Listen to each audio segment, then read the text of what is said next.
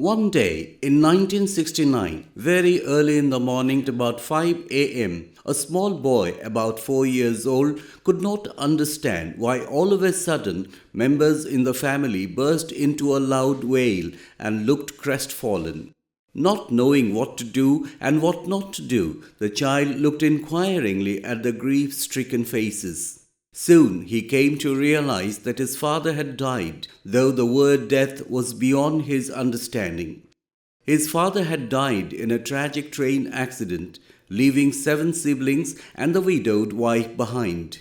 The youngest sibling was about a month old and the eldest 17 years. The deceased father was a petty worker in an industry and had left no savings for the 8 member family to survive on. All the siblings, including the small boy, had to grow up in the midst of severe poverty in a very remote village of Orissa in India. The boy did odd menial jobs here and there voluntarily and helped his widowed mother. The early childhood and fate forced the boy to fend for himself and was thus self-made right from the age of about 5 years. He gave his mother the solace by wiping her tears, and he gave his little sister the comfort of his lap to sleep on. By about 7 years of age, the boy was already sharing his hard earned money from his work with the classmates. He kept 1 rupee out of his wage earned for the day just to give tea and snacks to his 4 friends at a tea shop near the school where they studied. He also helped the village folks and friends by giving his time and energy to fetch groceries and provisions from the nearby market every now and then. The boy grew up to be a youth in due course. One day, while he was doing his master's program in Utkal University, Bhubaneswar, he gave away the 300 rupees given to him by his eldest brother for joining the college picnic to one of his friends who had no money and helped the friend to join the picnic while he himself stayed away from it. After completion of his master's degree in chemistry, this young man landed himself in a teaching job in a local college. Besides the job, he did private tutoring, and with the income, he supported his needy friends and his poor family members, ignoring his own comforts.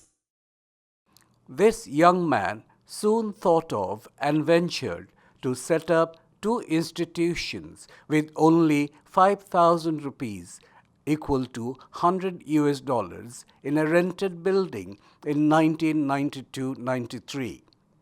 Today, while one of these institutions has become the most promising university of the country with 40,000 students from across the globe, the other institution has become the beauty of the world, which nurtures and gives a decent life to 80,000 poor indigenous children of the country, 30,000 from Keys Bhubaneswar, 40,000 alumni, 10,000 in 10 satellite centers in 10 districts of Orissa, providing free education from kindergarten to post-graduation and professional education with fully free residential and boarding facility.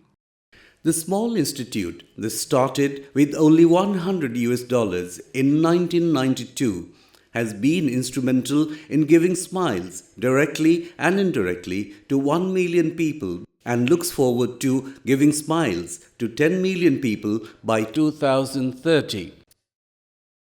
He has also given back to his remote village, turning it into a model village having all amenities of a city.